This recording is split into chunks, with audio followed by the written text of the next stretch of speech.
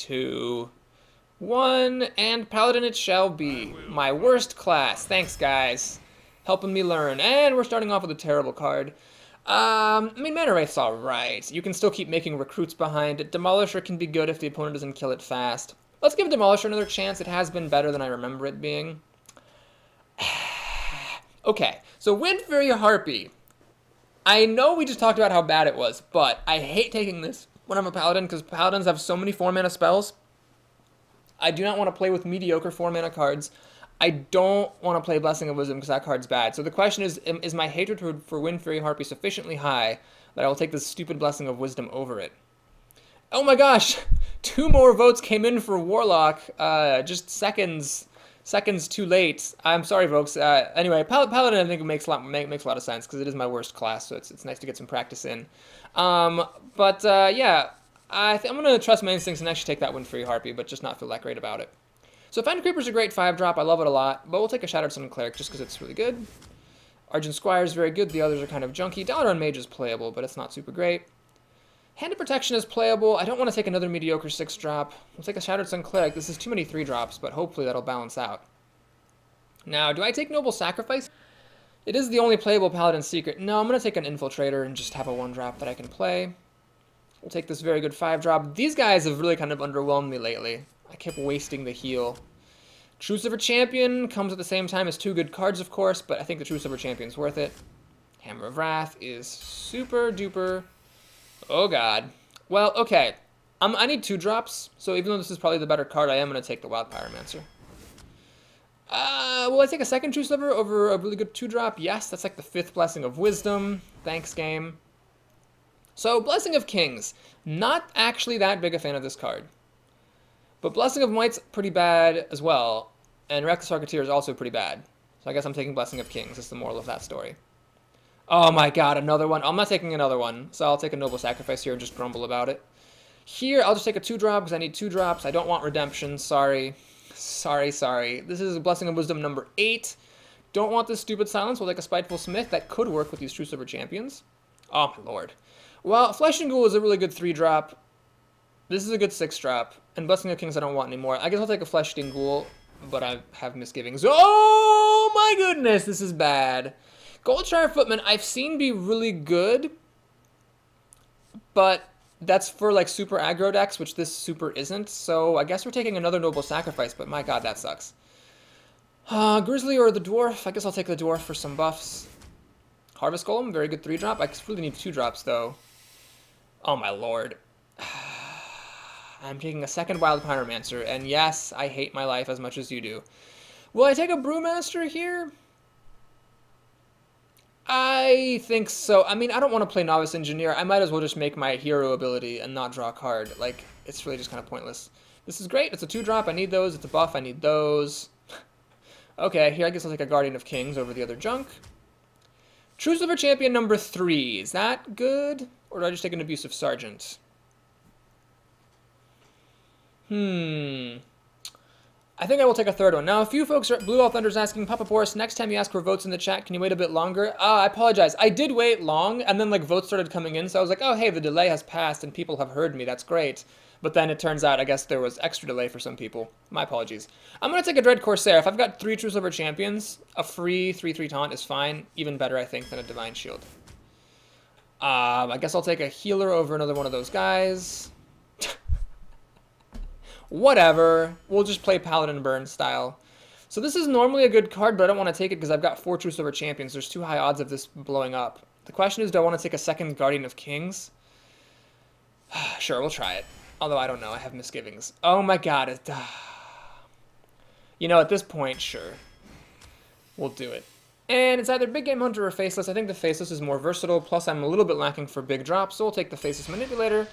With full knowledge that I am potentially going to regret not being able to kill an Ironbark Protector or something at some point.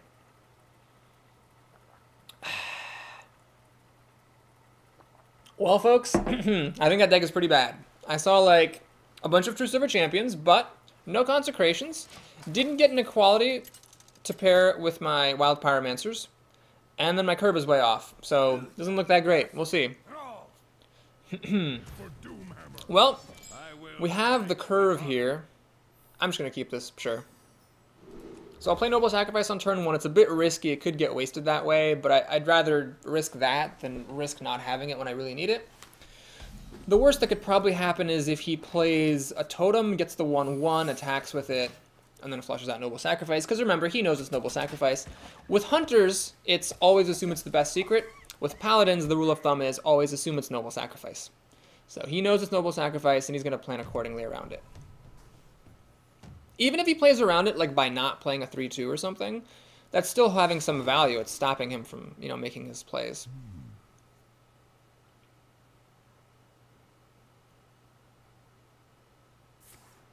So he's going to coin for a totem. Well, that means that he has Flame Tongue in his hand almost certainly. But that's fine. I've got Noble Sacrifice to protect my Wild Pyromancer. So I will walk into this knowingly, but just do please know that anytime a Shaman coins a totem on turn 1, it's because he's almost certainly going to follow up with the Flame Tongue on turn 2. Or I guess an Abusive Sergeant, but that's just not super likely.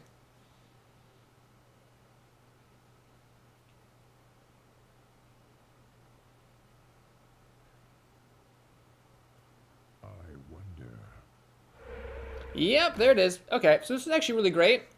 I go oh, whoa, don't you even do anything. Totemic Might. Who plays with Totemic Might? Are you kidding me? Who plays with Totemic motherfucking Might? I don't even believe it. That is so ridiculous. But it's really good here. I'm not gonna lie. That was...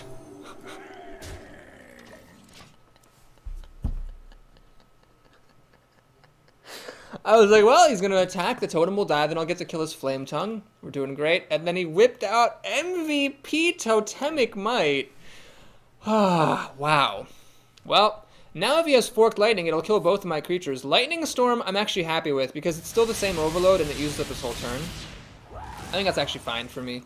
So next turn he's only got 2 mana, and he really didn't accomplish that much. Oh, this is actually perfect. We got the Dread Corsair just in the nick of time. We're going to kill off this Flame Tongue.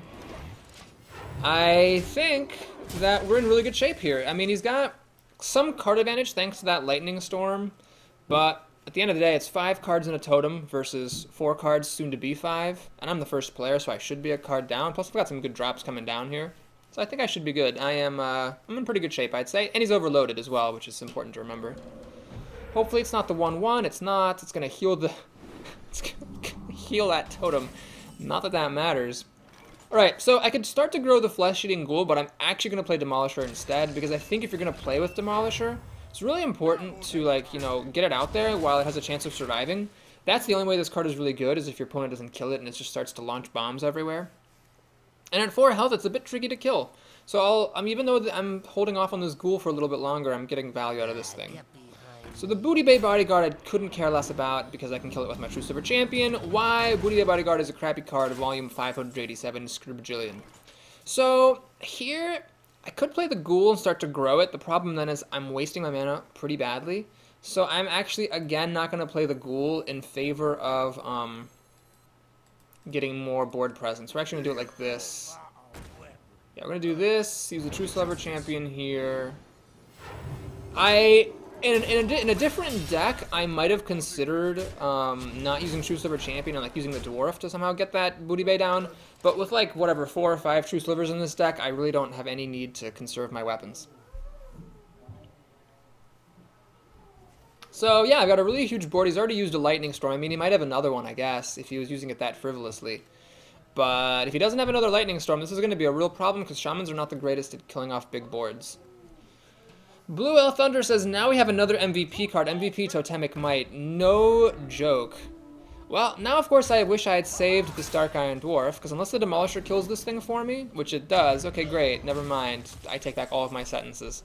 So I can play the Spiteful Smith and Recruit, or the Ghoul and the Golem.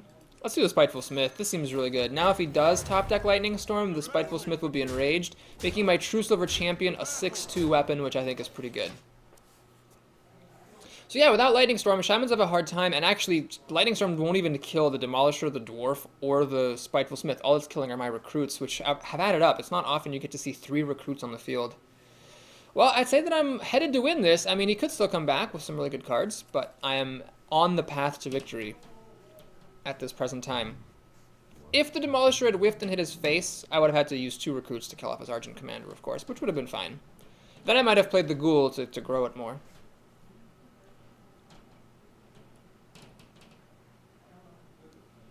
Blue Elf Thunder notes that at least this is better than the last Paladin deck I played. That is true. Last Paladin deck I played was just shockingly terrible. Cult Master, that's an awful card.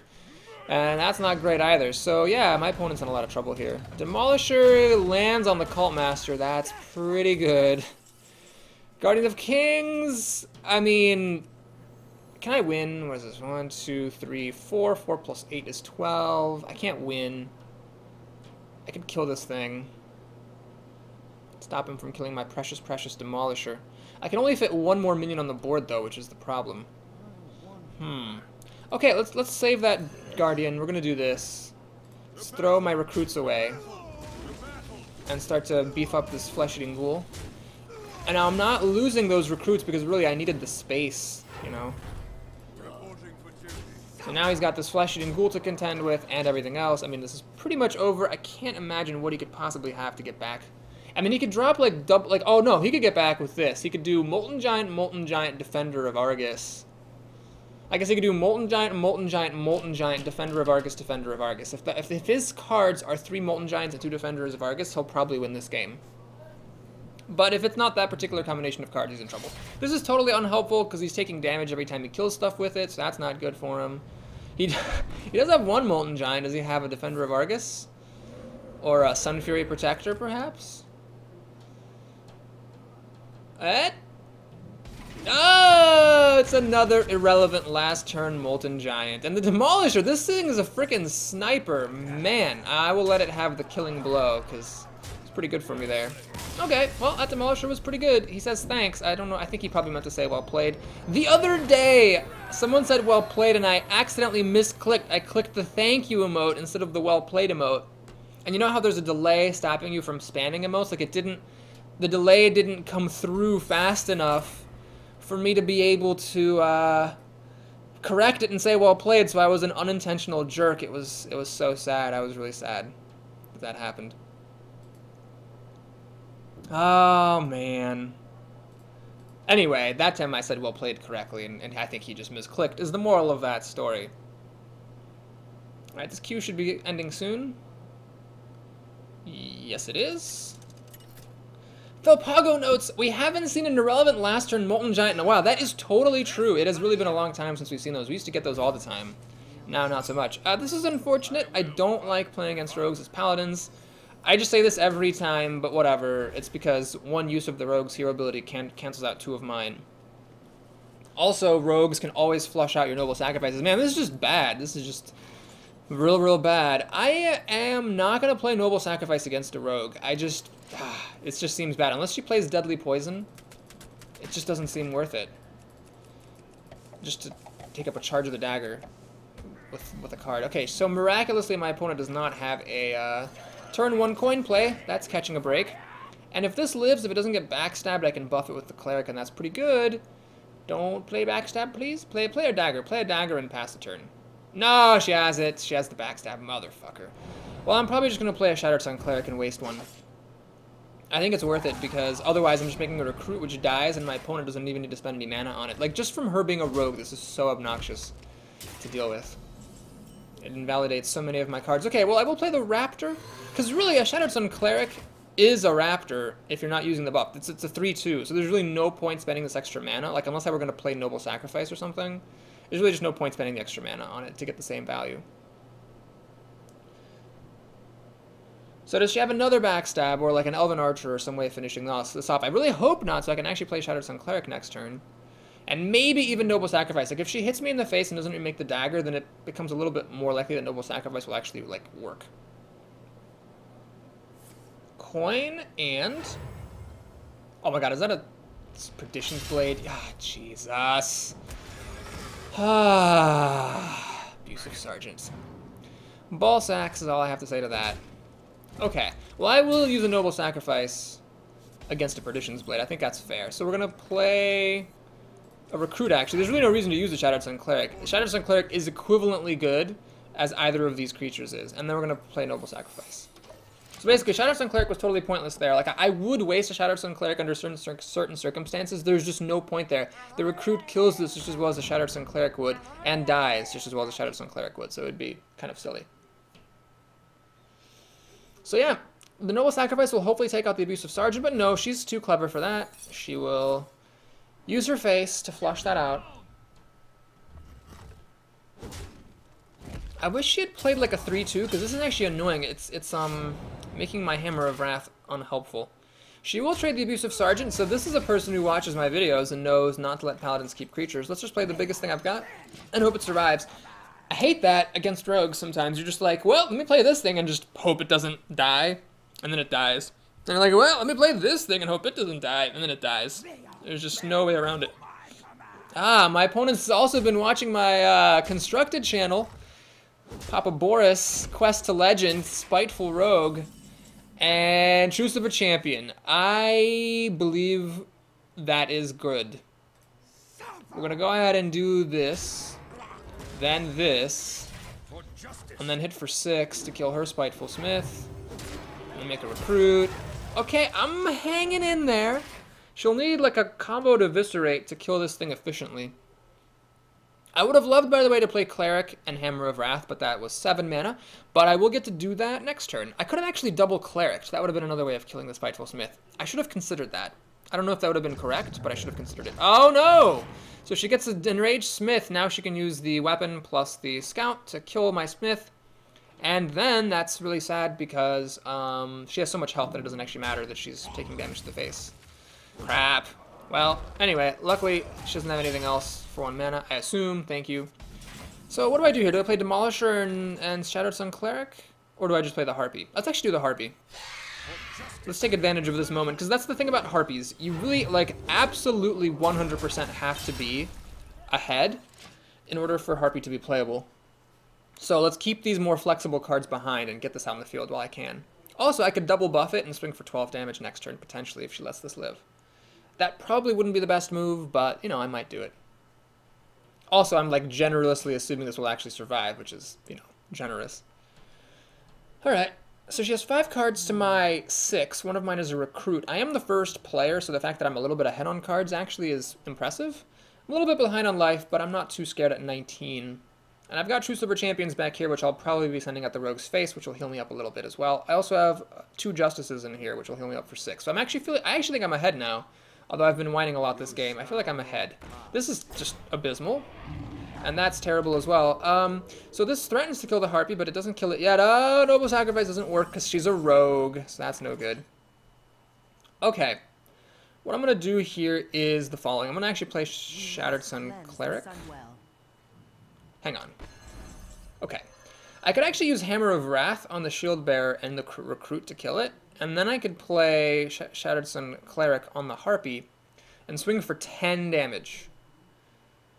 The alternative is to save the Hammer of Wrath. Yeah, I'm actually just gonna do this. I'm not gonna get that damage on. Let's just protect the Harpy a little bit. And I'm going to play Demolisher. And you know what? I am going to play Noble Sacrifice. So now she's compelled to make a dagger and swing in order to flush this out if she wants the tiger to be able to hit her Harpy.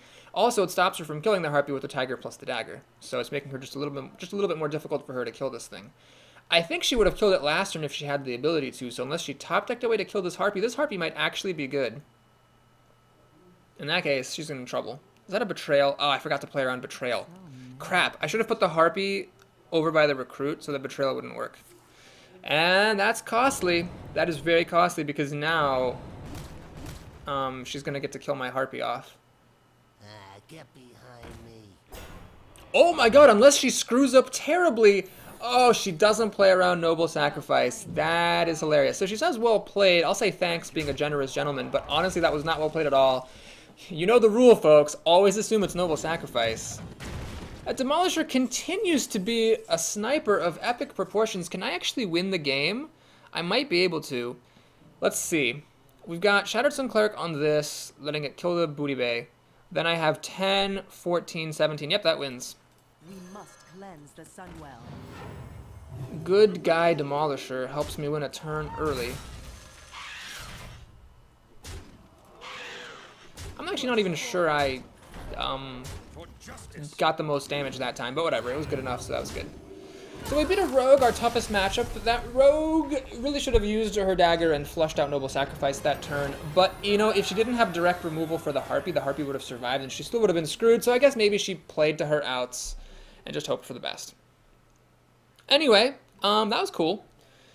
If you're watching this on YouTube, keep watching. There's no breaks here. And if you're on the stream, see if we can get some more wins with this deck. So anyway, that game, I think, did a nice job illustrating why I like Wind Fury Harpy, like why I think that's a good card. It's a legit 6-drop. It's just maybe, you know, one of the finer points is making sure you draft good cards to fit in the right decks, and that Hunter deck just wasn't a good fit for it. Like this deck maybe because it's just a little bit more lower curved. It doesn't have quite as much endgame. The Harpy's easier to get out. Alright, well, here I'm going to send back the Dwarf and the Manipulator, but I will keep the Dread Corsair. Note that the only reason I'm keeping this is because I have umpteen Scourgillion True Silver Champions in the deck. If I did not have all umpteen Scourgillion and 1 True Silver Champions, I think you should mulligan this card when you get it. But I just have such good odds of getting this thing that it's worth it. Okay, well, we're actually starting to have a little bit too much of a good thing here. Do I coin out a Recruit so that I can buff it with the Wolf next turn? I think so. I don't know if that's the correct move, but I like the idea of that because, I mean, if he does get a totem, I want to be able to kill it right away, rather than just lamely playing a wolf and hoping to kill it next turn. And then we have a curve here. I mean, we've got turn 2, turn 3. Oh my god. Well, that Recruit's dead. There was almost no chance for that Recruit to survive. Fucking Mad Bomber. Why do people play with bad cards, and why do they always play with bad cards against me? So the wolf goes down, but it's not likely to survive. Like, if the Mad Bomber trades for the wolf, that would be like a best case scenario. The odds of that happening are honestly pretty small. So my little gamble of coining out the Recruit failed terribly because of Mad Bomber. I refuse to play around bad cards, though, so I would make that play again. We're going to play a Flesh-Eating Ghoul, which is going to die to the Mad Bomber, of course. So that's sad. Man, if I had not coined out the Recruit, though, I would have been much better off, because the Mad Bomber would have been played. And then I wouldn't have lost the Recruit, and I would have kept the coin, so I could have done this a turn earlier. Luckily, he plays Mana Tide Totem, and hopefully nothing else. Good. So this is a 3-mana cycle, because what happens now is I get to play True Silver Champion, Dread Corsair, kill the Mana Tide Totem, GG. Well, it's not really GG, but, you know, it's a pretty good position to be in, because I've got 6 cards to his 6, and I'm ahead on the board. And I've got good drops to make the Smith, and then the Wind Fury Harpy, and then the Guardian of Kings, wasting the healing as it always do. Doomhammer is not super great against this Dread Corsair. Will he actually take 6 damage to kill it? I guess he will. That's just fine by me. I will not be complaining about this in the slightest. I could do Demolisher and Recruit, but I think I'd rather do the Spiteful Smith. Do I hit him in the face? I think so. I think it's just because there are so many True Silver Champions in this deck, I think holding on to them is kind of silly. I might regret that if he makes a creature that I really wish I could use it on, and I can't, like, kill it and play the Harpy, but I'm just hoping that with him being overloaded, it's not going to be an issue for the Spiteful Smith to take care of Biznass. Unless he plays a Yeti. Yeah, I didn't really play around that very well, did I? Anyway, luckily he makes a totem. It's a healing totem, the worst one. Fairy Dragon, stupid card. Excellent. You know what? No, I messed up. I should not have hit him in the face. I should have kept this thing, then I could have played Wind Fury Harpy and just kept this. Killed this Fairy Dragon. And now I either play the Wind Fury Harpy and damage my Smith, or I play True Silver Champion, then I can't play the Harpy. Yeah, that was a mistake. So we'll kill the Fairy Dragon and play the Wind Fury Harpy regardless, but I could have killed that Fairy Dragon without damaging my Smith, and this it makes a huge difference, because now Lightning Bolt will finish this off, whereas previously it obviously wouldn't have. Or a Fire Elemental, for that matter. It's going to silence the Harpy. I'm okay with that. That means no Fire Elemental. This is still a Chillwind Yeti, which is just fine by me. And he's going to heal, so he's actually not going to kill the Spiteful Smith unless he takes 8 damage hitting it twice with Doomhammer, which I wouldn't recommend personally. Okay, well, I got away with murder there. I really shouldn't have been able to let this creature live. As it is, let's play True Silver Champion and think. I can hit him for 10... I can hit him for 14 damage. He'll be at 6 health. Or I can play a bit more conservatively. Yeah, let's just play a little bit more conservative. We're going to kill this. And let's kill that. And let's hit him in the face. And let's play a Demolisher here. Actually, no. Let's play an Infiltrator and a Recruit. put a little bit more on the board. If he gets a Lightning Storm, actually, he could win. So I didn't really play around that very effectively. I should have maybe used the Spiteful Smith to kill the thing that was there. But really, the big mistake was that I wasted a True Silver Champion. Hit to the face. Seeing as he was overloaded, it was very likely that I would get some use out of True Silver Champion with him only having 4 mana. Forked Lightning hits my 2 worst creatures, which I guess is fine.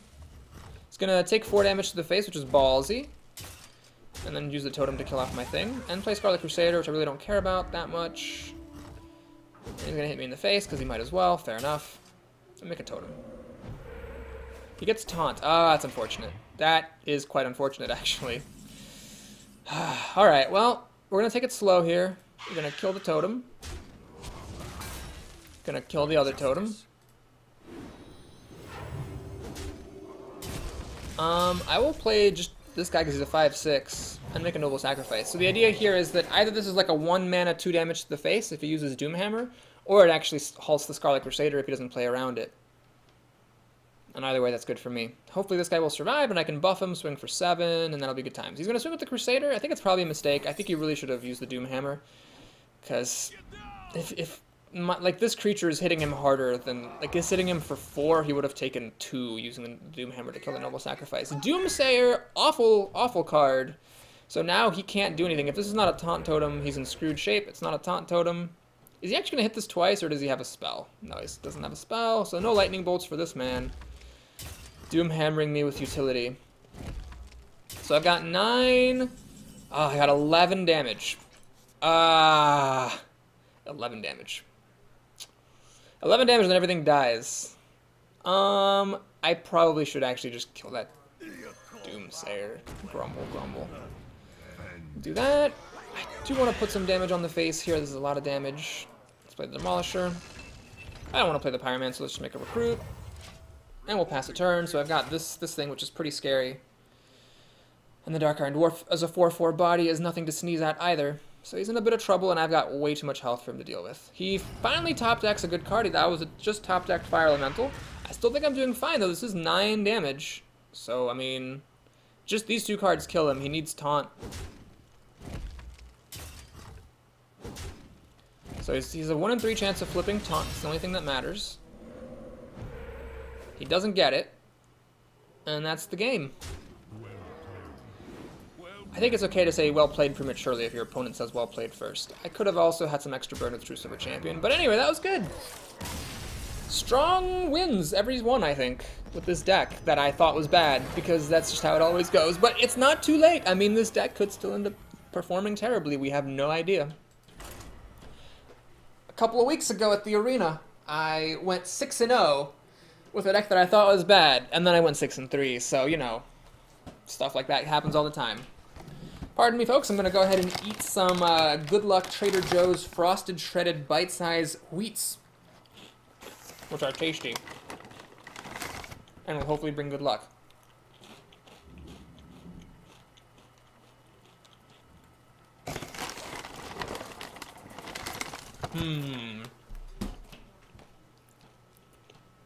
Another rogue.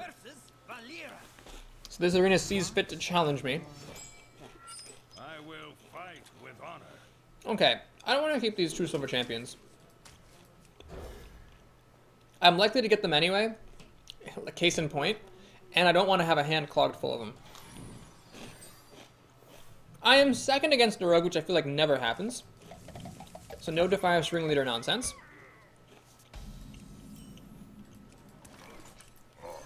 And I'll play Infiltrator. Now, against other classes I might have considered playing Noble Sacrifice, but not against a rogue because it's totally pointless.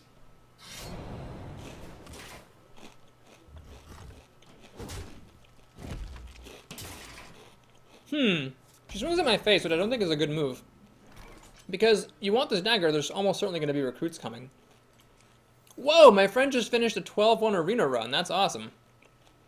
Anyway, I could coin out the Ghoul, but then I can't coin out the True Silver Champion. So I'm just going to content myself with the Recruit. And I'm actually going to attack. Now you're wondering, Boris, why are you attacking? She can just kill it afterwards. Well, the reason is that if she has Fan of Knives, the thing's going to die anyway. I have had it happen where I held onto Worgen Infiltrators in stealth mode too long, And they all just died to Fan of Knives, and that was sad. Okay, well, I think I'm pretty happy that I made the decisions I made. Since I saved the coin, I now can do coin, True Silver, kill the Imp Master Funk. And I'm going to use the Recruit to kill off the Imp because the Recruit's going to die to a dagger anyway, so I might as well get some use out of it. So, status. She has 6 cards to my 6. One of mine is Noble Sacrifice, though, which is like a lost card, and then the other is True Silver Champion, which is potentially a lost card if I don't have a good use for this one. Are you...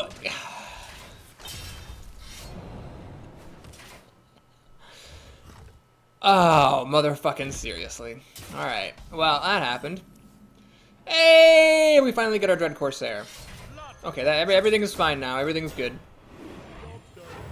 I mean, I would have rather, like, played the Dread Corsair and a Flesh-Eating Ghoul, because I still had a True Silver Champion here to kill her drop, but I won't complain. That definitely helps. God, oozes. People, stop playing with oozes. They're bad cards. I mean, I guess if you don't have, like, anything better to draft, you can take it in the arena. Cold Light Seer. That is a card for the ages. Wow. Just a 2-3 for 3, I guess. My opponent's running into some hard times here, it looks like. Guardian of Kings. Alright, well, I think we're just going to go ahead and do Flesh-Eating Ghoul and a Recruit. And kill off this 2-3. I still have more True Silver Champions where those came from, so that's fine. And start growing the Ghoul. She's got 5 cards to my 6, soon to be 7. I am the second player, though, so it's not that impressive that I'm up a card. But I've got buffs. I can only play one of these on the next turn. But the buffs could actually help me sneak some extra advantage out of the situation. Oh, that's frustrating. So, the Dark Iron Dwarf doesn't quite buff this enough. I don't actually want to lose the Ghoul, though. I would rather do the Dark Iron Dwarf and the Cleric, and then have Silverhand Recruit kill it, but that's more mana than I have. Ball sacks. Alright, well, let's do what we can, I guess. Let's do a Shattered Sun Cleric. Trade my 3-drop for his 5-drop, which really isn't, like, that bad if you think about it. Let's do a Raptor, and... Okay, I'll play Noble Sacrifice. I mean, she can just dagger up and hit it, but if she has better things to do with her mana... which she might with 5 cards, this might actually be legit. And this guy will, you know, I only waste 2 of the health. But I'll play him, a 5-6 is pretty good. Unfortunately, she does not have anything better to do than dagger up. And she has a Spiteful Smith as well, which I cannot kill with the Dark Iron Dwarf. My god, that is maddening. Although, it's actually really good that I played Noble Sacrifice. That makes a huge difference. Because what that does is, it leaves this Recruit alive. So I can actually kill this with Spiteful Smith, Dark Iron Dwarf plus one of my creatures plus the Recruit for the extra point of damage, which is actually really, really important. Oh, never mind. Wouldn't have needed that anyway. Okay, well, we'll do this. And I'll throw this away because it just dies to the dagger, so I might as well. And then, oh, I can't play around Betrayal. I can, like this, I guess. And we'll just do that just to get more board presence. Swing. She could easily win with the right card, so Betrayal would be a good start. Blade Flurry and Deadly Poison would be a really good start. She's got more cards than I do. She has 5 to my 4. I mean, I could be in a lot of trouble here if she clears my board. And these are not that big. This is actually encouraging. That's pretty janky. That is not that janky. That's actually pretty solid. Wind Fury Harpy. Or this thing. Okay, let's do the Harpy. This lets me make a Recruit. Reporting for duty. I did not play around Betrayal at all. God damn it. Do I 2-for-1 into that? You know what? No. I'm gonna race. This Harpy represents a huge damage threat, so she has to kill it. And then she can't play more minions. On the last turn, this was such a bad play, it kind of reveals that she doesn't have good removal. She just top deck a card, though. Cult Master, alright, so she's gonna get to draw some cards, whatever. I don't even care, man. And she took a point of damage, which I'm pretty thrilled about. That's great. She's gonna trade the Raid Leader for the Cleric. She's out of mana, she just loses. Unless she gets, yeah, she just loses the game. That was really funny. Okay. I think my opponent just kind of didn't watch her health very closely there. So that was an illustration of Ventrico Mercenary being a bad card. And Wind Fury Harpy being a good card because it raised such a big threat. Maybe, I'm not sure about this, but maybe The moral of the story is that Wind Fury Harpy is good if it's like one of your only endgame cards, and in a deck with a lot of endgame, you can't push enough onto the board to make to support the Wind Fury Harpy's entrance, but as long as you can play the Wind Fury Harpy when you're equal or ahead, it is really, really strong because it's just so threatening. So that was cool. The Good Luck Frosted Mini Wheats worked, so I'll eat some more.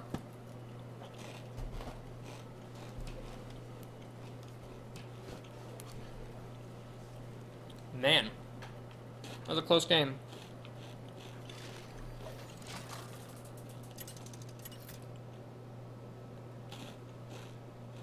Shaman. So rogues and shamans are the stars of this arena. I guess I'd rather have that than mages and druids.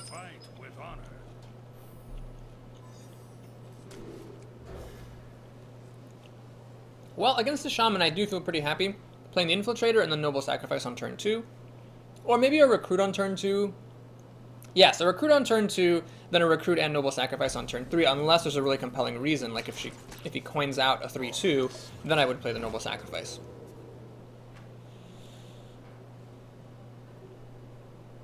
What I don't want to see is a Stormforged Axe, because that would let him flush out Noble Sacrifice with great profit. Wow, I have one of these in my deck? I didn't even know that. That's excellent, I guess.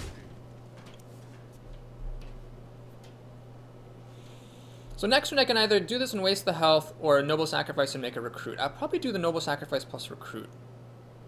That seems best. Oh, please don't be a Stormforged Axe. Okay, it's not a Stormforged Axe. Great. Oh no, that's not good. That's really bad. I could kill it by throwing everything away with this newly drawn Shattered Sun Cleric. Or I can make a Noble Sacrifice and a Recruit. I'm gonna try this. I'm not sure this is the right move. But basically what I'm doing here is I'm treating this as like a 1 mana 2 damage spell. And then hopefully then the Shattered Sun Cleric will be able to finish this thing off with one of my recruits. Hopefully. He has a Stoneforged Axe, so he gets to flush out Noble Sacrifice and buff this, so that was just like the worst thing that could have possibly happened. Oh, he almost screwed up. He was about to attack, and then he remembered my secret. Fuck. Well, so the Noble Sacrifice goes wasted, but it was going to be wasted like, no matter what, because he had the Stoneforged Axe, which I said I was hoping he wouldn't get. He gets to kill that. It's annoying. Luckily, Dark-Iron Dwarf is a pretty good card, so I think I'm still okay here. The Dark-Iron Dwarf does not die to the Stoneforged Axe. He's also overloaded. He can't do much here. I guess if you had like a Rockbiter weapon and could kill my Dark Iron Dwarf, or a Lightning Bolt, or even a Forked Lightning, I guess, those would all be good. No, he doesn't seem to have any of those. Wonderful. Just a totem. Excellent. Oh, I have to attack that though, that's annoying. Hammer of Wrath I don't think is worth using on a totem. So what we'll do here is... These just die to the axe. I'm going to play the Pyromancer. And I'm going to buff it with my Cleric. So you can use the axe to kill my Cleric, but I have a 4-4 and a 4-3, and my thinking is that, you know, just having like 2 4-power creatures at this point when he's already at 20 health could just win me the game through burn. Now he's got 7 cards and a weapon. I have 6 cards, soon to be 7. I'm the first player though, or 6 cards, soon to be 7, but I'm the first player, so it's okay that I'm behind a card. And this is a card advantage, and this is also potentially card advantage.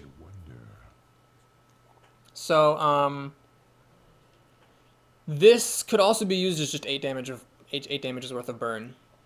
Dan the Man 125 says, I'm very pissed. I don't know why you're pissed, Dan the Man, but I'd love to hear it, if you're willing to tell us. Ooze! Fuck you, playing your ooze. In general, if you are going to play with this terrible, terrible card that everybody seems to want to play with, it's like going out of style or something, then you should at least not play it when you're up against a Paladin, because he might play True Silver Champion. I'm not going to play Hammer of Wrath. I don't want these guys getting damaged by the stupid Pyromancer. So what I'm going to do is play True Silver Champion, because it doesn't count as a weapon. We'll kill the Totem, kill the Ooze, make a Recruit, swing. And I'm going to try real hard to remember that I have a Wild Pyromancer in play, so I can't play Hammer of Wrath, because it'll kill my Recruit. Alright, he's got 7 cards to my 7. I'm about to get 8, so I'm already kind of starting to come out ahead here, and I've still got these 2 4-power creatures. Do not dismiss 4-power creatures. They are quite damaging if left alone. He's going to do a Fire Elemental, which is totally fine. So I can just use my weapon plus the recruit to kill it. Can I actually kill him right now? Hang on. Always look for the win. This is 8, 9, 12. No, I can't win. Damn. I would have needed like something else, like an abusive sergeant. So we're going to go ahead and whack this fire elemental. And actually play a flesh-eating ghoul first, because I'm good at this game. Then use the recruit to kill it. Swing. And just put as much as I can on the board. So again, I have a 4-4 and a 4-3. He hasn't really been able to deal with that effectively all game.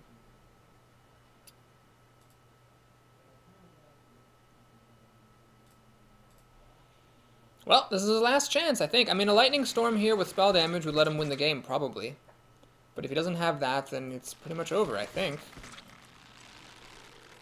He could drop like an earth elemental. Okay, so no lightning storm. He doesn't have enough mana, and that's just pointless. So he's trying to razzle-bedazzle me here, which is totally legitimate. I think you should always do what my opponent's just doing, which is just hope that your opponent does not see the win. And I saw the win, so I get the kill. In my 200th arena ever, I actually was up against an opponent who had 12 power on the board, and I was at 12 health, and he just missed the win. He just traded my creatures, and I ended up winning that game, and it got me to 7 wins. So it's not a laughing matter, folks. Always look for the win. You can actually lose to it. That was the second time that somebody on my channel had the kill against me, missed it, and I ended up winning afterwards. There were more than times than that when my opponent missed the win, of course, and plenty of times when I missed the win, but that was there were two distinct times that I remember where I actually ended up winning after my opponent missed a chance to kill me. Alright, well, this deck is turning out to be better than I expected. Hamuline says 5-0, wow. Boba says GG. Thank you, folks. I'm happy to be here. Of course, 5-0 is where things often start to fall apart a little bit. But we'll keep on chugging along as far as we can go. Rogue! That's the 3rd rogue. Of course, the arena where I am Paladin is the one where I play 3 rogues. Okay. So, my mulligan choices were made for the following reasons. I can coin out a golem on turn 2, play a Shatterstone Cleric on turn 3, and then with this golem being a regenerating creature, I've got higher than average odds that I'll actually have a target for Blessing of Kings. Now, perhaps a smarter play would have just been to mulligan everything but the golem and have a good 3-drop and call it a day. Okay, so here, I'm going to make a slight change of plans. I'm not going to coin out that golem, I'm just going to play Wild Pyromancer because I hate this card, and if I can trade it for her Wild Pyromancer, so much the better. Now, if she backstabs, well, and then she backstabs, but...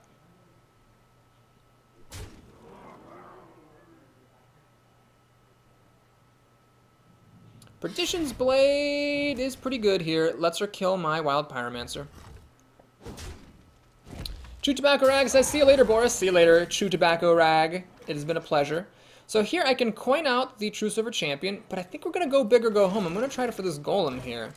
So it should use up the other tick of the Blade and kill the Wild Pyromancer.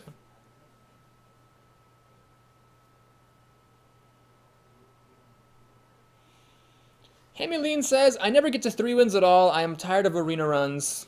Sad face. Hammy, stick with it. You know, if you don't watch me, watch other streamers, watch whoever you like. But I think that's really the best way to learn, in my opinion, is to watch the people who are good at the game.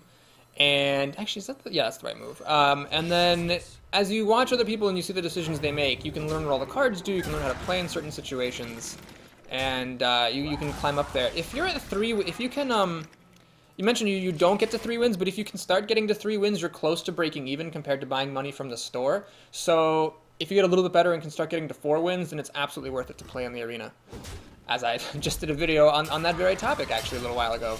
Oh gosh, my opponent is in pretty good shape here because she actually got this Assassin's Blade. That's 12 damage, and she can actually use it to kill my minions with because she has plenty of health, which is unfortunate in the extreme.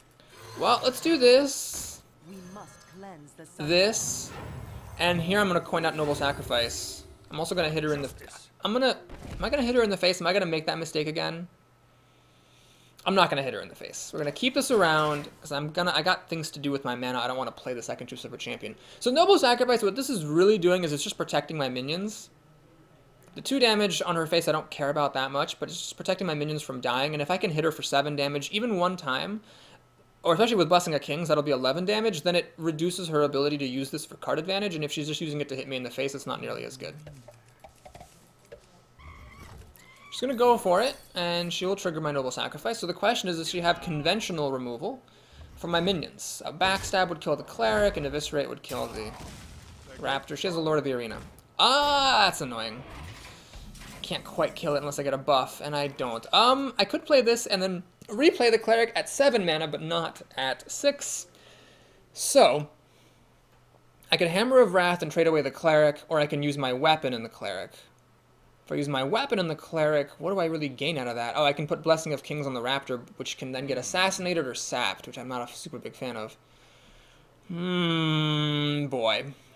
Okay, here's the play that I'm going to make. Actually, can I even afford to get hit for 6? I don't think so. You know, let's just do this. Let's just get another card. Maybe I'll get a better drop. Who knows? Spiteful Smith. That'll be nice at some point. But for now, we're just going to make a recruit. Going to swing. And again, I have stuff to use my mana on, and I'm not trying to burn her out yet, so I am going to keep the weapon in my hand.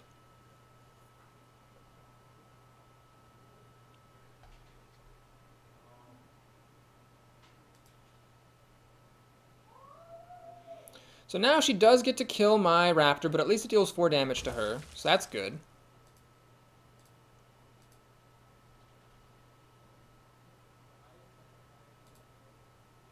She's got a Wild Pyromancer, so if she plays a spell, the recruit will die. Does she have a spell? She does not. She has a Demolisher. Well, it's a good thing I held onto my weapon, so now I can just do this. Kill it. And think. I could play Blessing of Kings to make this a 5/5 and kill her Pyromancer. Or I could just hit her in the face for 5 damage and try to burn her out with the True Silver Champion later. I'd also play the Spiteful Smith, which doesn't actually survive, but if it hits her for 4 damage, that's still pretty good. Then I can play Wild Pyromancer. Or I could just play True... Oh, I've already attacked with True Silver Champion, haven't I? Yeah, for some reason, this is the play that seems right to me. So I'm going to do it. I'm just going to hit her in the face. I'll play a Pyromancer myself. And so, yeah, I'm going to just try to burn her out with the True Silver Champion. That's the plan here.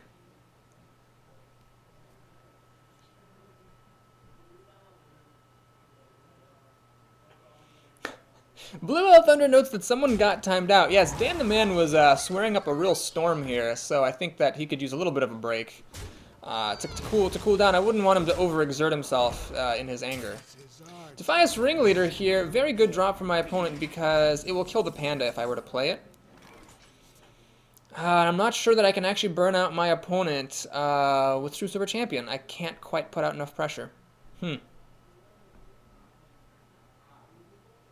Okay.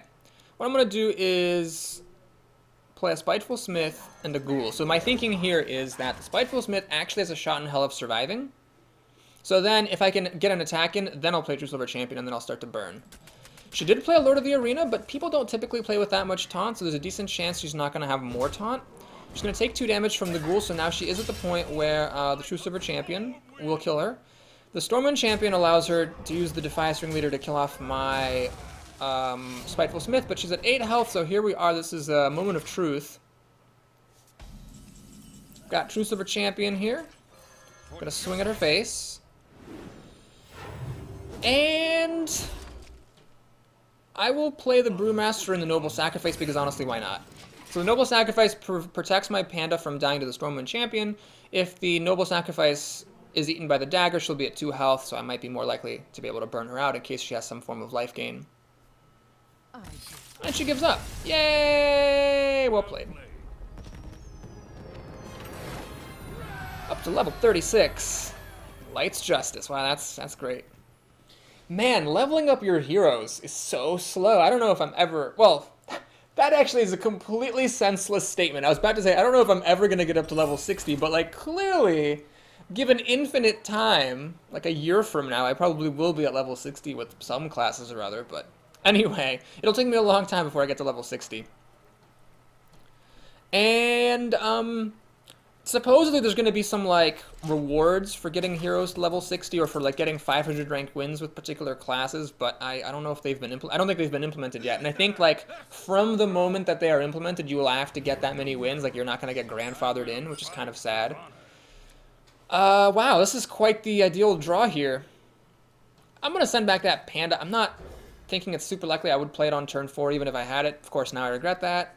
But anyway, here we can just coin out the Raptor and then play the Pyromancer and then play the Shattered Cleric. And if my opponent doesn't have a Forked Lightning, which of course is a big if, I could run away with the game just because of early pressure.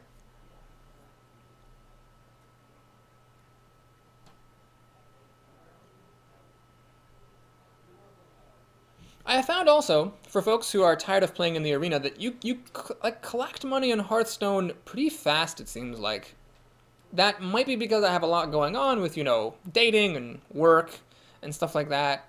And I'm also not worried about money because I have so much. So maybe I'm just like in a lofty position and I don't realize how good I have it. But it just seems like when I take a break for even like a couple of days and just like from arena and just like play Constructed a lot, you know, making videos for Constructed, or like, you know, I finish up some 60 gold daily quest, getting some lucky daily quest rerolls, like the money just sort of shoots up. So it seems like it's not that bad if even if you are bad at the arena, like to just, you know, live your life for a week and then like collect a few hundred gold and then play a couple of times. Seems all right to me. But again, I'm not living that reality, so perhaps I have rose-tinted glasses on.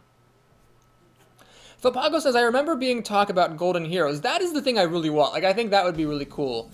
I want to have some kind of a reward that's visible in the arena. Like, I want it so that when somebody plays me in the arena, they know that I'm, like, some kind of a badass, which I know is totally petty, but I mean, like, aren't all rewards, right? So that would be really cool, I think, if you could have golden hero portraits when you pick a particular class in the arena. It would be so pimp. Some people have suggested, and I've seen this a couple of times on Reddit, having the ability to have golden cards in the arena. Like if you have a golden card in your collection and you get it in the arena, it'll be gold in the arena. Or something like that. I mean, if that's bad for whatever reason, then you could do something different. But the point is that, you know, you can show off in the arena somehow. So the odds of this killing my Raptor are small, and in fact, it does not kill my Raptor, so hooray.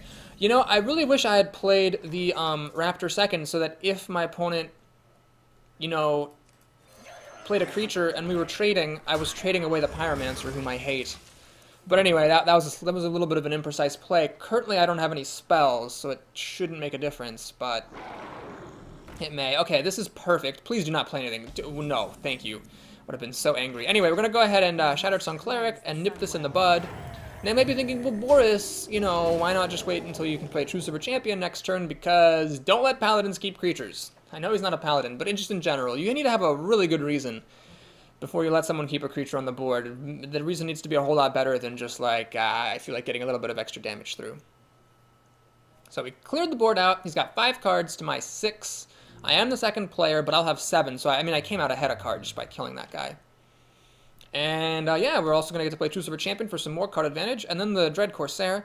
This is, you know, I don't know how many people know this because, to be honest, with making my own videos, I don't get a chance to watch other streamers at this point. So oh, does he have a spell to kill off my own Pyromancer? No, he doesn't. Unless he plays Totemic Might. Oh my god, if he were to play Totemic Might here, I would flip a Leok. Okay, no, thank goodness. So anyway, I don't know how many people know this, but basically when you play Paladin, you do need to up your evaluation of Dread Corsair slightly. Like, it goes from being a bad card to, like, being alright. Because when you can play it for free on turn 4 after dropping a True Silver Champion, it's kind of amazing. And normally this is just like a bad card to the point where you'd almost never play it, but as a Paladin in particular, I would look out for this card and make sure you don't miss him.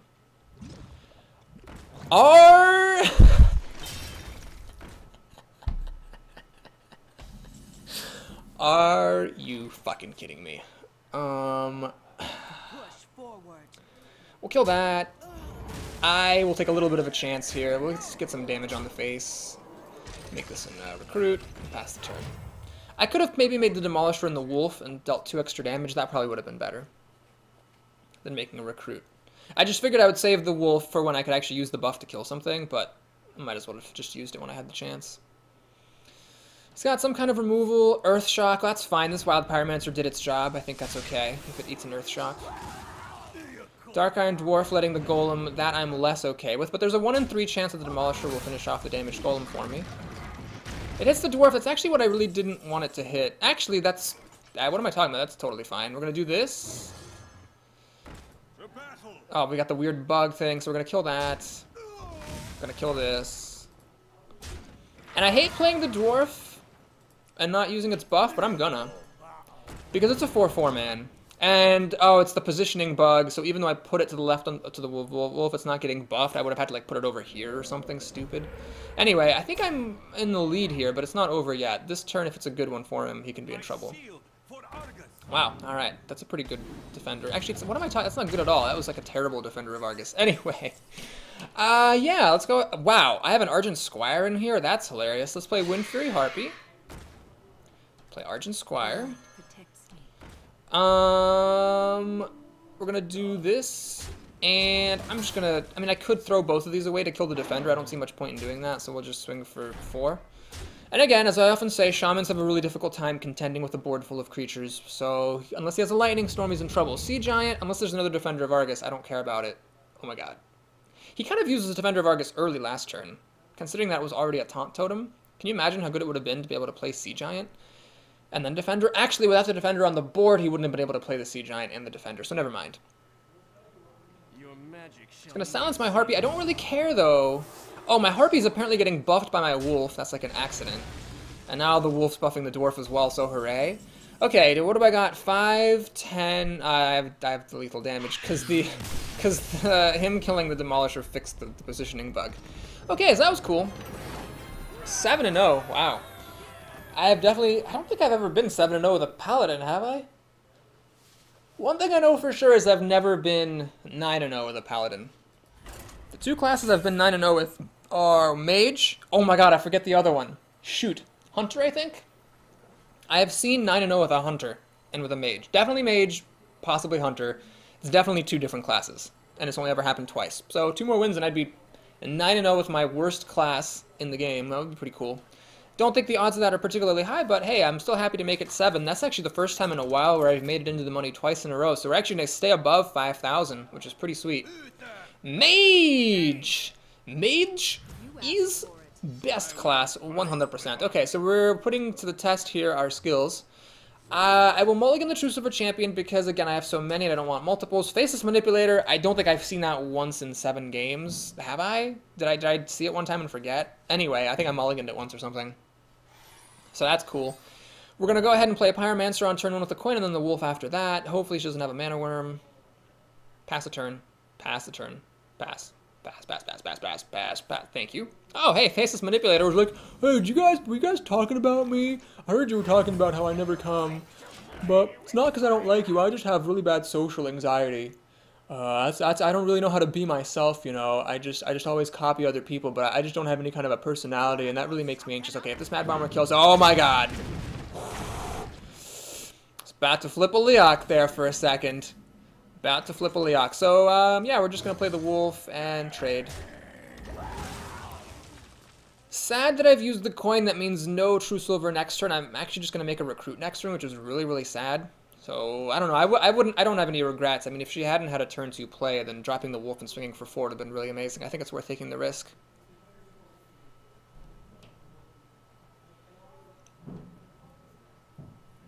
What to do? A while ago, talking about Dread Corsair, this has been up for a while, but I figured I'd respond to it now. Blue Elf Thunder said that Dread Corsair is decent with rogues. It's kind of like a bear most of the time. I agree. I don't draft it as aggressively, though, for rogues as I do for paladins. Like, with paladins, I kind of draft it sort of aggressively. For rogues, it's just like, hey, you know, I'll take it if it's there. That's bad. This is really, really bad. So I'm passing the turn here, doing absolutely nothing. I'm going to blame my draws. My deck's curve is mostly 4-drops. And some 3-drops as well, so just to draw this is a bit unlucky. But hey, whatever, I've been lucky enough. Oh no! That is really bad! Oh my god, that's really bad. I'm gonna get frozen and then I can't attack this thing. And I can't kill it because it's motherfucking overpowered. Man, there's no way that card actually needs to be a 3/6 4 mana. That's just stupid ridiculous. What we're gonna do is we're gonna do this. I'm gonna play the panda here. So this is one of the few 4-drops that has 5 power, and I'm gonna hope and pray I can actually kill the water elemental with it. So hopefully there's no fireballs and no polymorphs coming my way. Otherwise, I'm just really screwed. So he's going to freeze me. And, excuse me, she's going to freeze me. And, Squire 10 me. Well, that's fine. Ready, sir. Okay. Let's go ahead and play Ghoul. Play Recruit. Kill the motherfucking overpowered Water Elemental. And pass the turn. So that was not necessarily the best play. I'm not 100% sure. But I liked it because the ghoul is a threat that she has to deal with now. And she also has to ping this, leaving my Recruit alive, potentially to kill that. Oh, what am I talking about? The Squire could kill the Recruit. Yeah, that was foolish. Does she have arcane missiles? Does she seriously have arcane motherfucking missiles? Oh my god. Well, that went perfectly for her, and that's the game, because yeah, that's just terrible. Arcane missiles, god, that wrecks me every time. I just am in utter disbelief how often that spell is horrible. Well, so yeah, I guess I should draft it more highly as a mage. I typically pass on them in favor of other good cards, but that might be like a little insight there that it's actually a really freaking amazing spell. So I mean, I get to play this, which is great, but she has a full 7-mana turn and a full hand of cards, and she can kill me easily. Or kill my Recruit easily, so it's pretty sad here. Senjin stops my True Silver from being useful. I have no good targets for the Faceless. My health is dwindling. Well, I guess for once in my life, I actually get to play this and it's not a waste. So the 5/6 is pretty good. I mean, if it were like my turn now, I'd be in great shape. I could kill the Senjin, I could kill the Silverhand Knight finally, play another Justice, but she gets a turn in between. And that's bad news for me. This is going to be the most Justices that any of us have ever seen. Alright, there's going to be 3 of them on the field now. Alright, let's do this, because I do need the health really, really, really badly. And we're going to kill that. And we're going to play this guy, too. Stop Cones of Cold from freezing my whole team. I mean, I'm definitely in trouble. She's got 11 damage on the field. So, just, you know, another Fireball and I lose. Yeah, that's too bad. I just fell behind. There was that one turn where I passed. It was turn 3. I just passed on it, and I couldn't afford to do that. And that was the end. So at least she didn't play Flame Strike. That would have won the game for her on the spot. I still don't have any good targets for Faces because these Justices all got so badly damaged. She's getting some card advantage. I guess that's better than killing me? Question mark? I don't actually know. No good targets for this. And there won't be.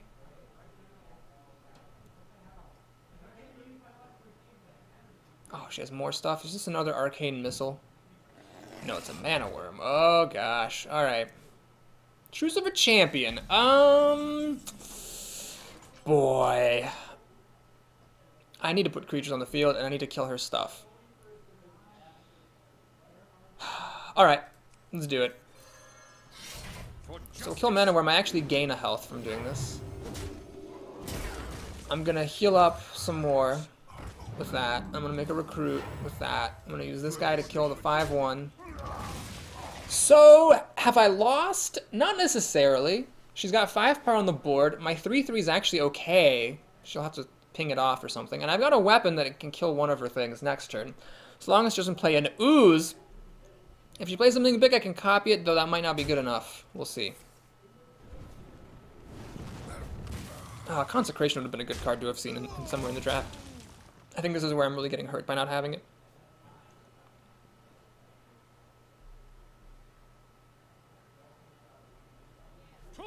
That's a pretty good card. Alright. Well, I think it behooves me to play Argent Commander there. And I could either play a Spiteful Smith, or I could kill something with Hammer of Wrath, or I could play Demolisher and a Recruit. All are reasonable options. I think I need to get a creature onto the board. Even though it's a little bit risky for my well-being, I need to just get a big body on the board. I need to have it stick. I think that represents my best chance of living.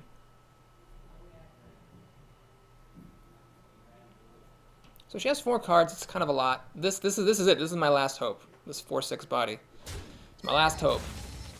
I have healed 15 points this game, so the healing of my cards did actually make a difference. I could still lose to a pair of Fireballs.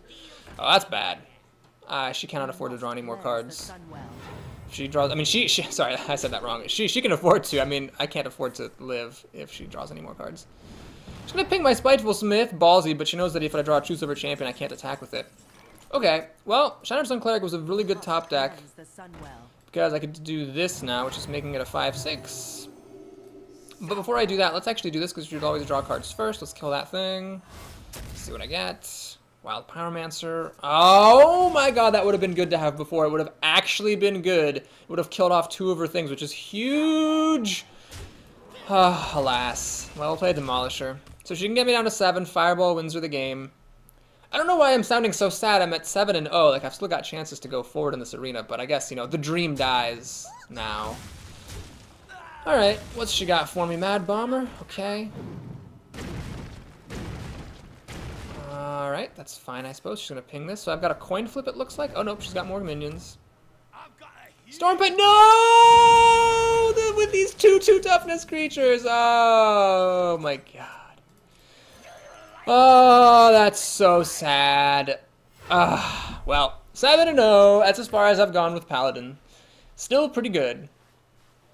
If that Mad Bomber's barrel had just hit her face instead, I might have had a chance. Uh-oh, that's the game. It's 9 damage. She sees it. Good game. I'll give her well played. That was a well-fought battle. It's close. Gosh. Maybe if I hadn't coined out my Wild Pyromancer, and I could have made a play on turn 3. But how could I have known that I was going to top deck Faceless Manipulator, Justice, Justice? That's just improbable. With so little over here. I will eat some conciliatory frosted mini-wheats.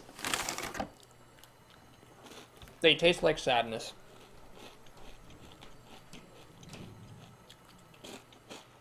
Also, I will not stop complaining about how stupid and overpowered Water Elemental is. That card is ridiculous.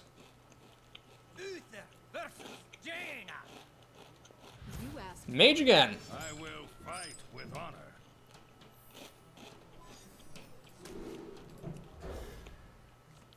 So I'm going to keep this again because against a mage, she doesn't have a built-in way to flush it out, and it's likely to be good.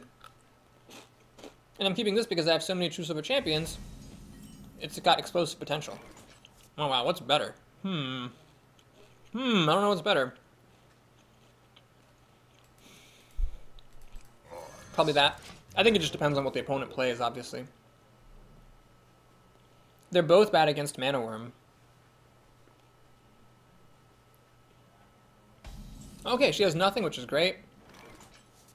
Let's make a recruit. Reporting for duty. And I'm gonna swing. I mean, if she pings this off, she gets card advantage, but then she's not putting down a real creature, and I'm fine with that.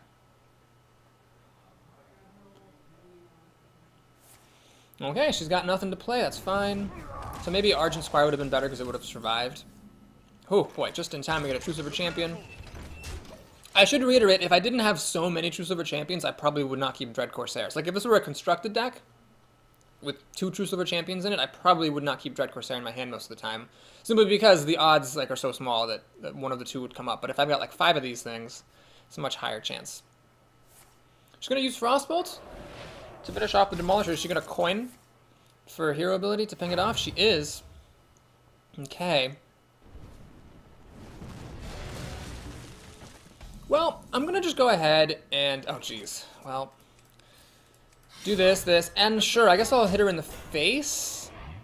Oh, God, that can't be right. I'm going to hit her in the face, whatever. So I'm wasting a heal and I'm wasting some damage, but I feel like with another one on the back end here, I need to use at least one of the charges up. So that is card advantage for her because I'm wasting this weapon and she got to kill a creature for free. So it's a little bit tricky now.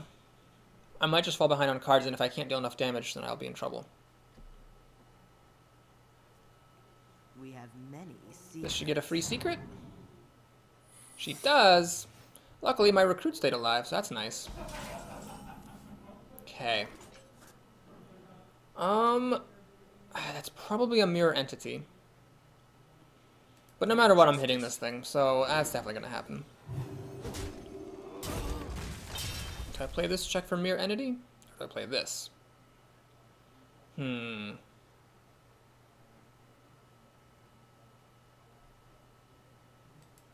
Okay, we'll check for mirror entity with this thing. The light protects me. It's not ideal that I have to do what I'm about to do, but Protects me. I could risk her not having any. I could risk her having buffs. You know what? We're gonna go for it here. Go big or go home, my friends. Go big or go home. Reporting for So if she has a buff, she can kill my pirate. If she has mass removal, I'm in trouble. Like, Arcane Explosion, for example, would be the boss Haas right here. But if she doesn't have those things, if she plays like a non-interactive turn and she doesn't have a way to get past this pirate, I've got True Silver Champion. This is 8 points of damage, so she's at 10. And this is, you know, 9 points of damage on the field here. So she'd be in a little bit of trouble then. As long as I could keep applying pressure. Oh, that's perfect. So this is just awful because it's slow. And she can't afford to be slow right now. Okay, well, let's do this. Put another recruit out there. I fight. the battle. I'm not going to bother about that Gorobashi. Okay, it's really, really, really, really important that I remember that I have a Wild Pyromancer in play. Because if I casually played a Noble Sacrifice, all my recruits would die, which I don't want. So I have this recruit army. She's a turn away from Flame Strike. Blizzard would clear my board. And then she'd be at 1 health. And I'd actually be in a little bit of trouble there because there's not much direct damage in this deck. Not much charge. There's a Hammer of Wrath, but that's about it. But I think it's wise to go for it because I was starting to slip behind on cards. And when you're going behind on cards, you know, you got to race. When you're behind, take risks. So no Blizzard. That's great. I know there was no Blizzard because my minion had 2 health. So if she had a Blizzard, she just would have played it. She wouldn't have enraged her Berserker. I don't think. Well, maybe she would have. No. It would have made more sense to play Blizzard and enrage the Berserker against the Argent Squire, whose Divine Shield would have been popped at that point. So yeah, she does not have a Blizzard. She's facing death. I only need 1 point of damage to go through besides True Silver Champion. She needs a big taunt, like a Sunwalker, for example. Could I bust through a Sunwalker? Let's see. She kills a recruit. Pop Divine Shield, 3, 4, 5. No, I could not actually. I could get her down to 1 health, but I could not actually, I couldn't actually kill her if she played Sunwalker. Demolisher is not the hero that Gotham needs. Even yeah, there's just no way. Unless she has an ice block? I mean, I guess that's what she has. Oh no, it could be an ice armor or an ice block. So, okay, when you're playing around ice block... Well, actually, hang on. Let me check first for ice barrier. Choose to be vaporize? Oh, it's ice barrier. Well, that's annoying. So she's got 12 health. I have 7, 8, 9 damage. 10, 11. No, can I do that count one more time? 4, 7, 8, 9, 10, 11 damage. Grumble, grumble, grumble, grumble. So I'm gonna kill one of these creatures, I think, with her Noble Sacrifice. I think it's actually gonna be the with the weapon. I think it's actually gonna be the Demolisher. So what this allows me to do is play Noble Sacrifice to butt in the way of the Gorobashi. Oh no, I forgot about that! I forgot that Wild Pyromancer was in play. Oh my god, that's gonna make me lose the game. I forgot. God damn those Wild Pyromancers. No, okay, so the correct... Oh, and it also enraged her Gorobashi. That's fantastic. Okay, so the correct play was just to kill her Gorobashi, let the Demolisher live.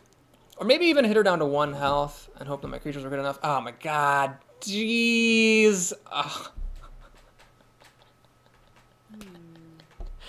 Well, we all make mistakes, folks. It happens to the best of us, or in some cases, the worst of us, apparently. So, Noble Sacrifice is very good in this situation, stopping the Gorobashi. She has a Flame Strike, she can win. She does not have Flame Strike, so that is very fortunate for me. That is very fortunate indeed.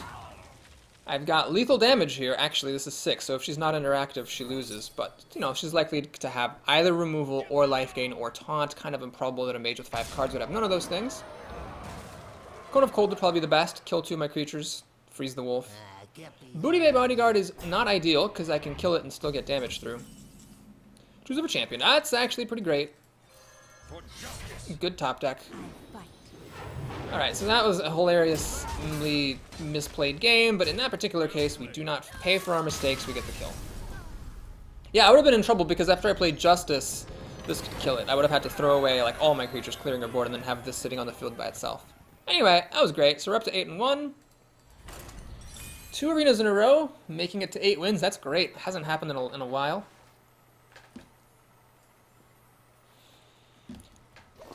Feeling pretty good about things. You know, at the rate these arenas are going, I might only be able to fit in like 3 arenas into today's stream, just because of how long they're taking. Alright. Not the greatest opening hand. That makes it a little better, but not much. I'll keep the Cleric, I'll keep the Sacrifice, but I really would like to get another 3-drop or 2-drop. Nope, and nope. Okie dokie. That's not good. That is the opposite of good. That is bad. And she plays a Mana Worm that's even worse. Oh, Lord. So I don't even want to play Noble Sacrifice. It just is pointless here, I guess. Okay, yeah, this is getting off to a flying start.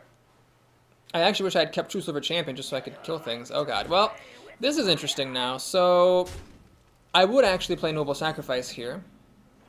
The reason being, if she attacks with the Mana Worm, the Mana Worm will drop to 1 health, whereupon any spell that she casts would kill it off. And, you know, getting between a mage and her spells is pretty good. So she's going to test for the Noble Sacrifice with the Mana Worm, which is the correct play, because, you know, it doesn't let one of her creatures outright die, but now she's a little bit constrained in her maneuvering. Anyway, it doesn't matter because she's just got such a good, fast start. Holy shit. I'm just going to trot this out to die. We're going to play on curve here. 3, 4, 5, 6, 7, and just, you know, fucking see what happens. She'll need to, like, whiff on a turn. She'll need to have a turn where she just hero abilities and does nothing else. Because if she actually keeps on applying pressure, I'm just going to fall way too far behind. So she still can't play spells. Okay, so the nice thing is that with this Wild Pyromancer, this is like the one saving grace here. With this Wild Pyromancer, if she plays any spells... Never mind, I'm going to do this. If she plays any spells, these both die.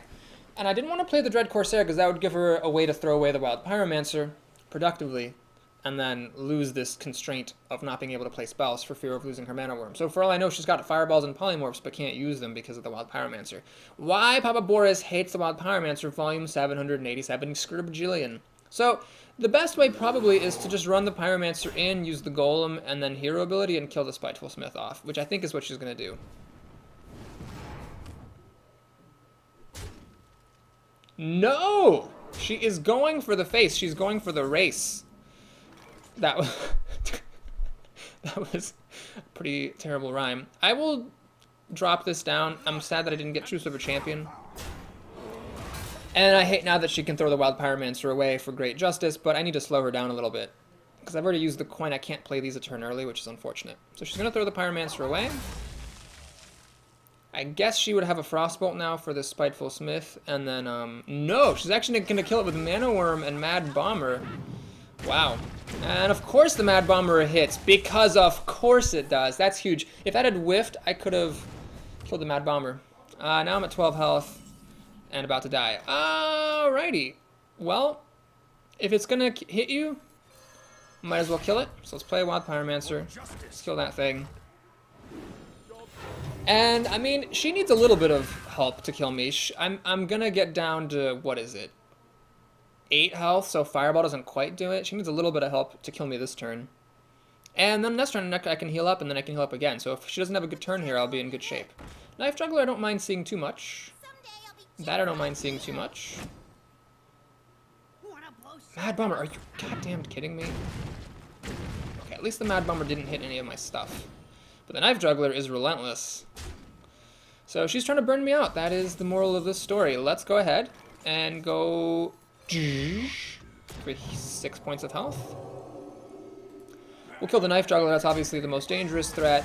And then I'm going to kill the Sorcerer's Apprentice because the Golem just comes back, so it's not like that great. So, okay, she can get me down to 6 health, so a Fireball does win her the game. But I couldn't have avoided that by hitting the Golem. I could have avoided it. Fuck, she has a Fireball. God! I hate everything. I hate the fact that this hero ability can hit the face. That's so stupid. She has a Fireball. Well, I was close. So, that early game was interesting. I think if my draw had been any better, I could have... Like, if I had a True Silver Champion a couple of turns earlier, so I could have played it and the Dread Corsair for free, instead of having to pay mana for it, letting me, like, put a Shattered Sun Cleric on the field. Just like one more creature on the field killing off one of her minions would have made all the difference. Damn it. Well, that sucks. So we're at 8-2. We were at 7-0, now we're at 8-2. Still good. Still a good outcome to get up to 8 wins. I'll still be above 5,000 gold. You know what? While this is loading, I need to go update my spreadsheet with the last arena run before I forget. That was a Hunter run. So this is actually like a nice recap also for those of you who missed it. So we were playing Hunter. We got up to... Oh my god, Google Sheets is being stupid. We got up to 10 wins. And the gold reward was a pretty lame 185. So, yeah, my gold rewards at 10 were 260, 375, and then 175, 185. So it's really inconsistent, is basically the moral of the story. This is a fine hand, isn't it? We'll just keep it. Another mage. Boo. Lame. You suck. I hate you, game. The one major problem with the Wild Pyromancer is that, The light protects me. the coin is a spell, so, like, it interferes with your 1-drops and things. Bloodfen Raptor. Yes, that is totally worth coining out a Shattered Sun Cleric to kill. 110%. You must cleanse the Sunwell. Now, if this were 2-3, I probably wouldn't do that. I would probably just play Wild Pyromancer and call it a day, but this is good. So this is a really fast start. So this is like the opposite of the last game where the mage had the fast start. Here, I'm the one with the fast start. That's annoying, because that kills everything I have. Freaking Harvest Golems. Oh, that's different, though. Okay, we'll do this. Push forward. Do I get 5 damage on? Push Now let's just do this.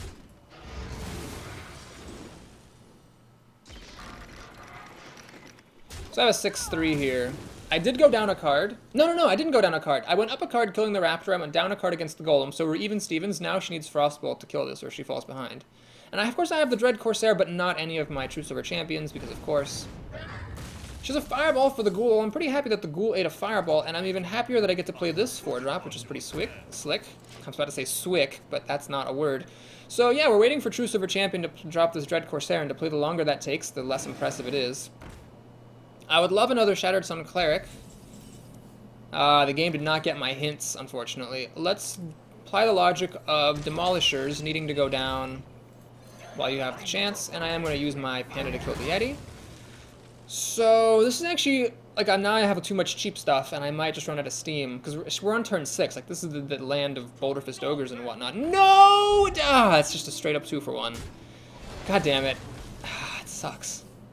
Shattered Sun Cleric, you're late! Oh, man. Well, I guess we're going to go ahead and kill this thing. I don't want to waste this, don't want to play this. But this doesn't even use up all of my mana.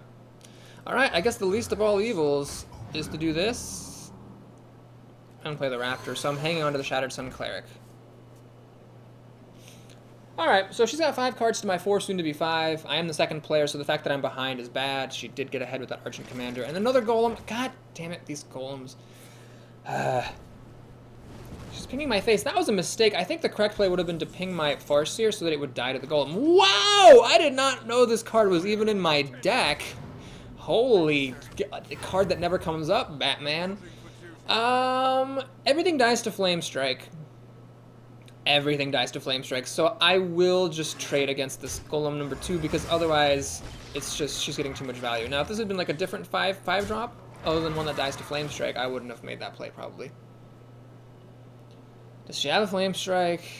She just top-decked. A Sorcerer's Apprentice, she can still be a Flame Strike! Oh no, it's a Flame Strike! Ah! Fucking mages.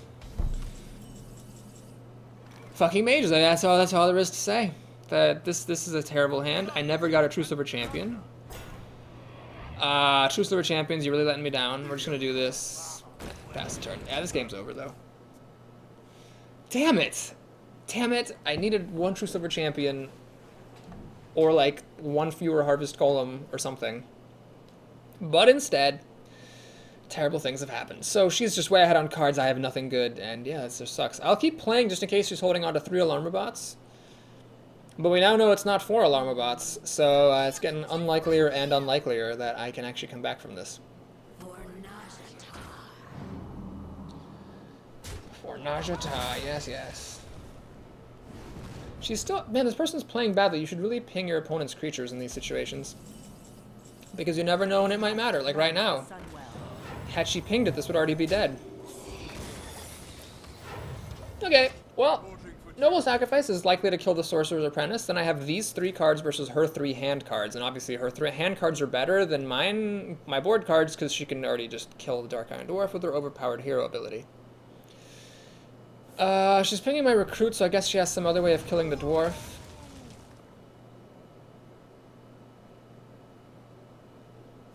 namely a Frostbolt.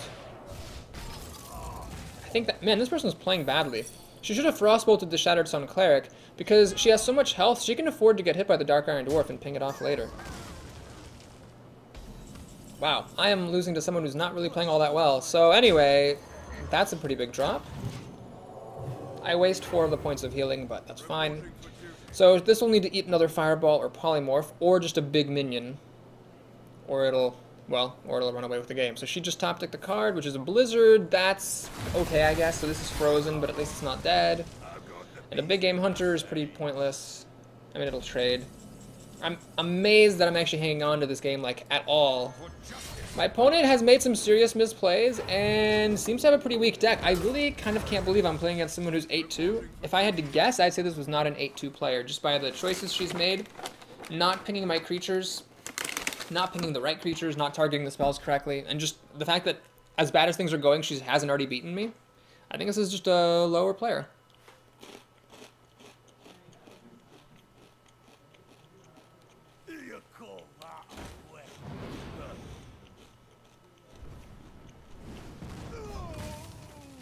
Well, I finally drew a True Silver Champion, and it certainly helped. They can kill this Dark Iron Dwarf and start swinging. Okay, Boris, remember you have a Wild Pyromancer in play. If you're gonna cast a spell, at least attack with your recruits first before they all die.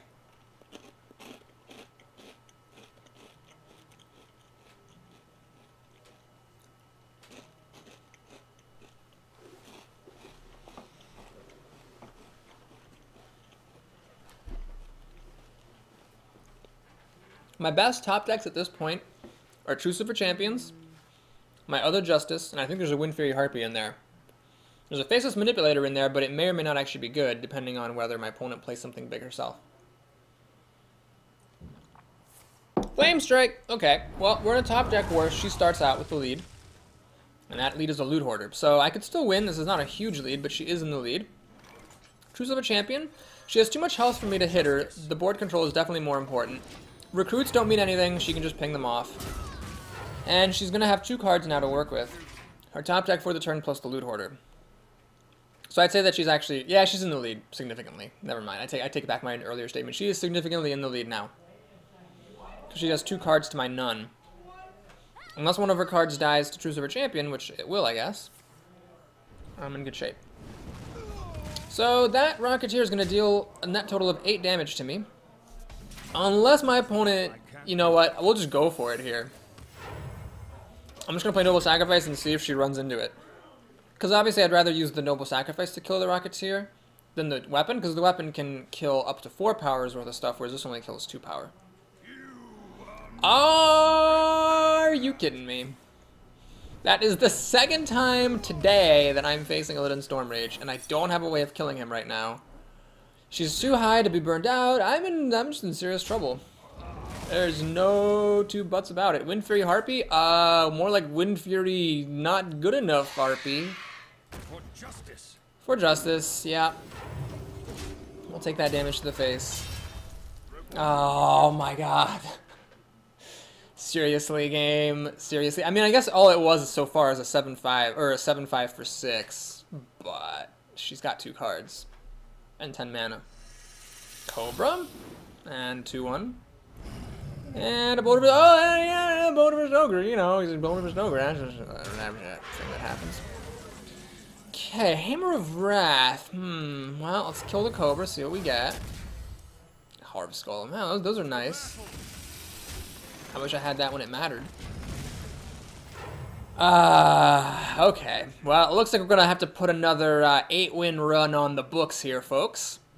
So, 10 wins in the first run, 8 wins in this one. Don't see myself coming back from this. I really don't even know what I could possibly draw. Even a Justice wouldn't be good enough at this point.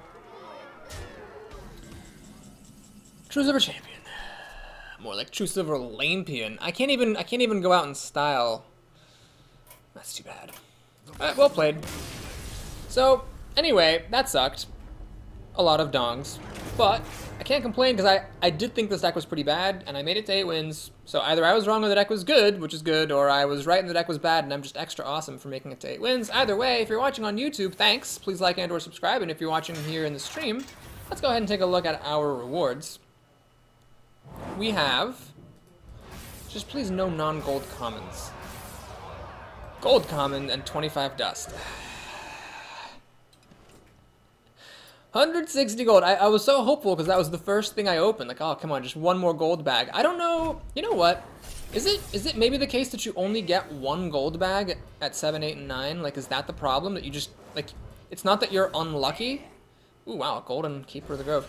It's not that I'm unlucky, but it's just that you can only get one gold prize and the others are, like, guaranteed to be garbage.